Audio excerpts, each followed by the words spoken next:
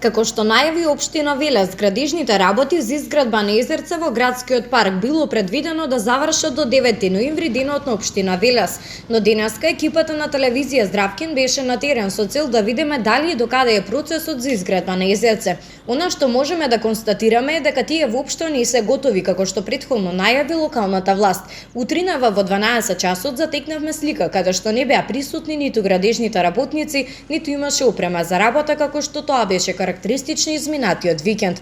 Инаку, како што најави и претходно градоначалникот Аце Коцевски, предвидено е целиот простор да биде уреден со клупи, канделабри за осветлување, пешачки патеки како и корпи за отпадоци. Дополнително за полнење на езерото ќе се користи природна изворска вода која извира во градскиот парк, а потоа ќе се канализира во езерото.